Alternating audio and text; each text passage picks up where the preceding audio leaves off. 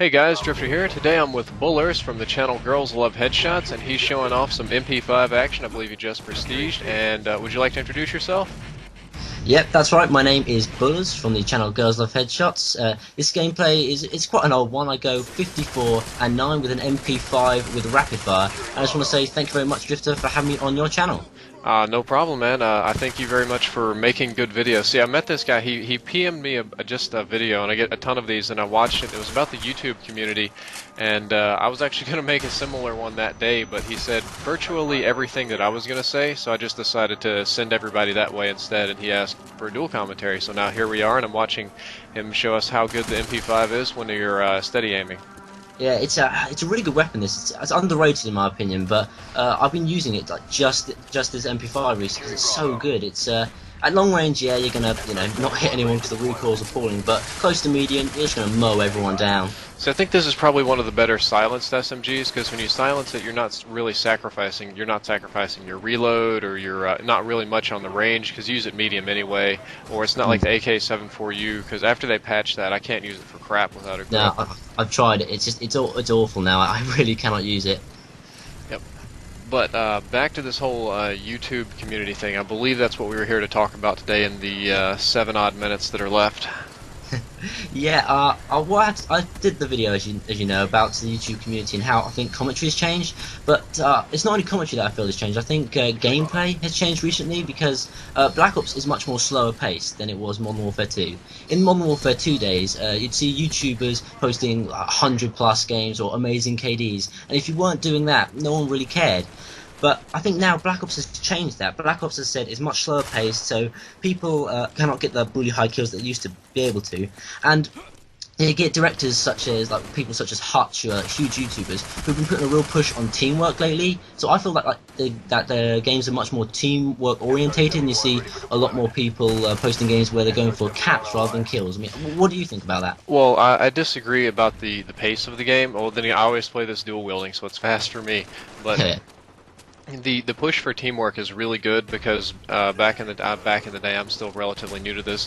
The whole I'm gonna go play join domination or to CTF and play team deathmatch isn't really flying anymore. You look in the comments when somebody does that, and it's just flames all the way down about not being a good player. So it's not just the big YouTubers, but the audience that's demanding that.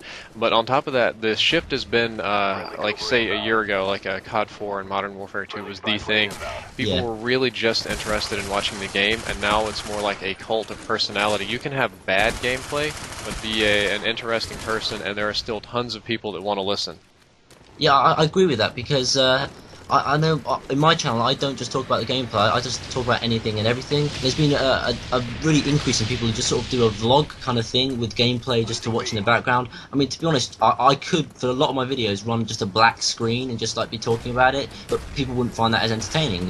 They want to actually have a visual stimulant. And, oh yeah, same thing here with the like the Epic Dream videos. I could probably just talk and run a black screen, but having, like you said, a visual stimulant like this game is much more appealing, and it keeps people's attention much better. Yeah, I agree. Because then you can sort of combine audiences. You've got people who like gameplay and they can watch the gameplay, and people who just like to listen to what you have to say. And I think that's sort of a really good thing which has changed recently in this community.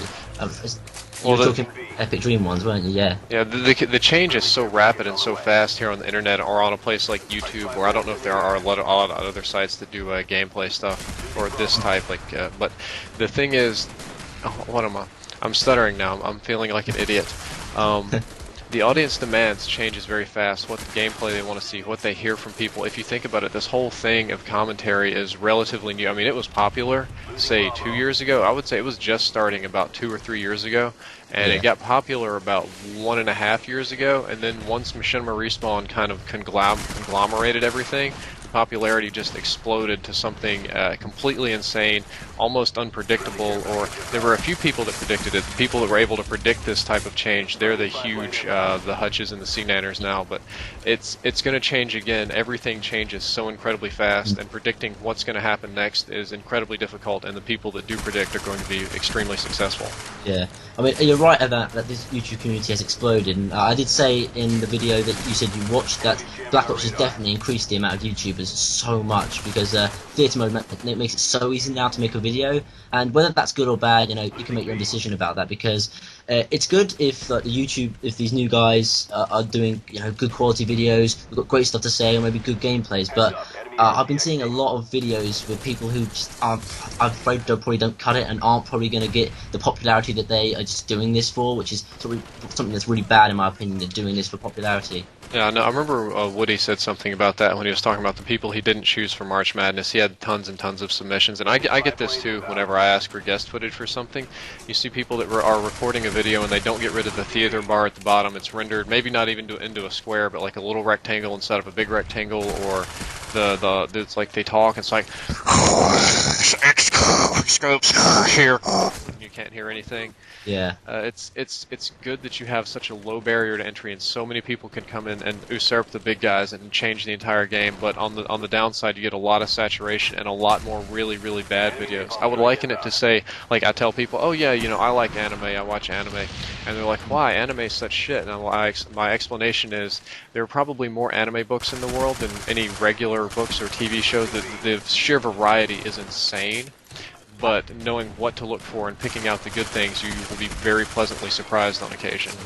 I'm actually a fan of anime too. Have you seen Ghost in the Shell?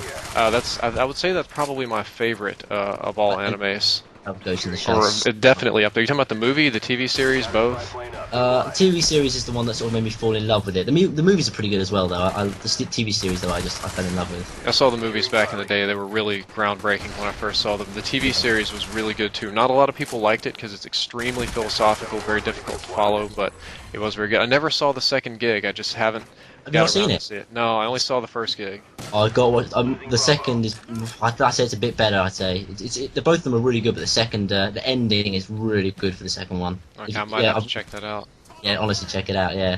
I got kind of lazy because I was actually I turned off the cable TV at my house. I have no TV, so I'd have to look it up on Netflix or something. I just wanted to check it out on YouTube, and I was just like, I just want to see the fight scenes, and that's even though that's not really the point. There's a fight scene at the end of the second gig. It's a fight for the refugee city of Dejima, and that's a fantastic fight scene. I love that one. Cool, but I like the whole thing. That it was really clever. I think probably my favorite episode from the first gig was the old man. I forget his name, the head of the company, the tiny old dude, and he gets kidnapped in France in the French embassy.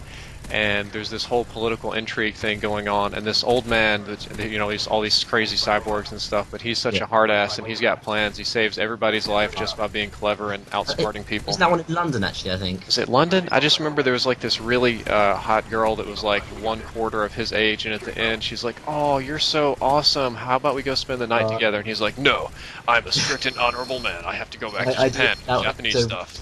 Was fantastic episode. My favorite actually was the one where you got that guy who was skinning women alive and they were trying to catch him. That one I thought was fantastic. That episode. That one's not ringing a bell. I'm probably seen it. You're gonna have to say something else to remind me. Botto is Botto actually knew him when he was a Marine, and this guy still thinks he's in the war. I did remember that. And he keeps putting footage of himself skinning women alive. It's quite horrible actually, but it's a really deep episode, and I love that episode. That one had a lot to do with post-traumatic stress and how in the war they were more like toys or experimental or like one company versus another. Yeah, it's very good. Oh, we ran out of time. We didn't talk much about the YouTube stuff, but got sidetracked there a bit. Yeah. Anyway, if you guys like Bullerzz here, go check them out. Yep, my channel is Girls Love Headshots, and I just want to say thank you very much again for having me on your channel, Drifter. Thank you.